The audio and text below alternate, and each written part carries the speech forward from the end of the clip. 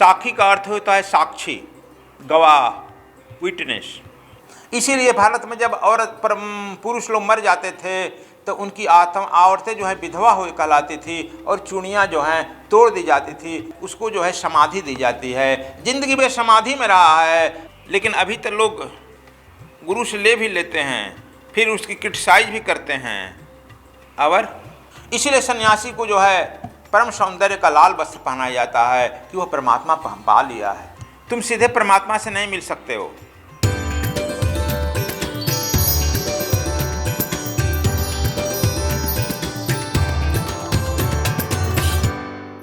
कहते हैं कि आदमी के जीवन में अंधेरा खटकता है। क्यों खटकता है? ईश्वर का भाव होता है, इसलिए अंधेरा खटकता है। एक गुरु ही होता है कि जो तुम्हारे जीवन में अंधेरा को दूर करके प्रकाश कर सकता है, इसीलिए गुरु जो है खोया जाता है। कहते हैं कि जब तुम पात्र बन जाता है तो परमात्मा जो है तुम्हें खोजने लगता है। परमात्मा न मिले तो आदमी मुर्दा ही रह जाता है ना, मुर्दा का मुर्दा, मरे मरे। इसीलिए भारत में जब पुरुष लोग मर जाते थे तो उनकी औरतें जो है विधवा हुई कहलाती थी और चूड़ियाँ जो हैं तोड़ दी जाती थी, सफ़ेद वस्त्र पहना दिया जाता था। यह पर क्या है प्रतीक? प्रतीक यह है तुम्हारे जीवन में जब परमात्मा नहीं मिला, तुम्हारे जीवन में अंधेरा है, चुड़ियाँ खनकती है, अब तुम्हारे जीवन में खुशी कैसे खनकेगी? तुम वैधव्य हो।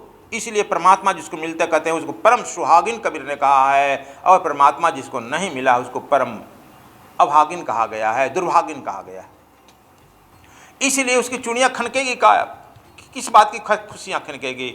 इसलिए यह कहा गया है जब परमात्मा मिलती है तब खुशी मनाया जाता है, अर्थात परम सुहागिन को प्राप्त कर गया। इसीलिए सन्यासी को जो है परम सौंदर्य का लाल वस्त्र पहनाया जाता है कि वह परमात्मा पा लिया है। पाया ना पाया, लेकिन पहन तो लिया ना पहन लिया, वह परमात्मा को प्राप्त कर लिया, इसलिए परम सुहागिन हो गया। कहते हैं कि जीवन जो है में संगीतमय हो गया। यदि परमात्मा नहीं मिला तो सारा जीवन का संगीत सूख गया और अशांत हो गया। संगीत सूख गया, अशांत। इसलिए उसे दुर्भाग्यशाली कहा गया।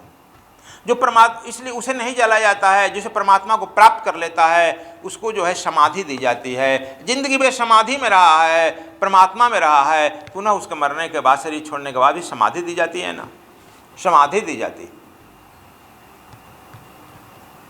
और समाधि को सजाया जाता है। कहो भाग्य है किसी शरीर में, शरीर पावन है, पुनीत है, जिस शरीर में समाधि को प्राप्त कर लिया, परमात्मा को प्राप्त कर लिया, परम पावन है।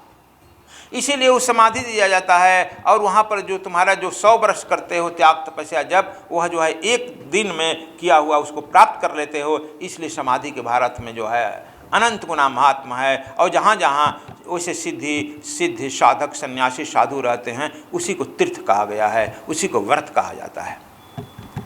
इसीलिए भारत में समाधि का तीर्थ का महात्मा होता है। वहाँ पर कोई बुद्ध पुरुष हुआ है जो बुद्धत्व को प्राप्त कर लिया है। आप लोग देखा होगा कि सुप्रीम कमांड में चरम निर्देश में लिखा गया है, कोई भी व्यक्ति, सुप्रीम कमांड में सब दिशा निर्देश दिया गया है, कोई भी व्यक्ति साधना को गुरु के आदेश के बिना इसे किसी और को नहीं बताएगा। लिखा है जो बताएगा वह अधोगति को प्राप्त होगा या पशु के जीवन हजारों वर्ष तक जीवन व्यतीत करेगा। जन्म निर्देश में सब दे दिया गया है शॉर्ट में। कबीर साहब जो है चेतावनी में दे रहे हैं। साक्षी का अर्थ होता है साक्षी, गवाह, विटनेस, इसीलिए साक्षी कह रहे हैं। चितवन का अर्थ होता है, चेतावनी का अर्थ होता है अलर्ट करना, आपको बता देना कि आप यह मत करो, ऐसा करो, इसलिए चेतावनी दे रहे हैं। इसलिए कबीर साहब कहते हैं कि यह चेतावनी मान लो कि जो गुरु की चोरी करता है उसके ज्ञान को चोरी करता है। आप जानते हो कि जागबल्क ने भी चोरी किया था, उनको तुरंत उगलवा दिए उनके गुरुबाज शैम्पायन ने, सुना है ना, आकि तुम चोरी कर लिया उलाट दो, वह लौटा देना पड़ा वह शैम्पायन। खैर, लेकिन अभी तो लोग गुरु से ले भी लेते हैं, फिर उसकी क्रिटिसाइज भी करते हैं और इधर उधर जाकर अपनी श्रेष्ठता भी साबित करते हैं। तो यह तुम्हारा छिपा नहीं है, कहीं न कहीं पकड़े जाओगे, बिना टिकट में पकड़े जाओगे। तो देखो, गुरु जो ठीक ठीक पूछो तो परमात्मा के खोज में जब निकलते हो तो गुरु जो है परमात्मा की खोज में बीच का पड़ाव है। तुम यहाँ से बद्रीनाथ की यात्रा करते हो तो बीच में हरिद्वार ऋषिकेश पड़ाव करता है ना, रुकता है संध्या में, फिर सुबह यात्रा करता है। गुरु भी उसी तरह से बीच का पड़ाव है, बीच में खड़ा रहता है और तुमको परमात्मा के तरफ शीघ्र पहुँचने का उपाय देता है। तुम सीधे परमात्मा से नहीं मिल सकते हो, स्वार्थ के बस में नहीं रहता है। वह ठीक ठीक दिशा निर्देशन देने की कोशिश करता है और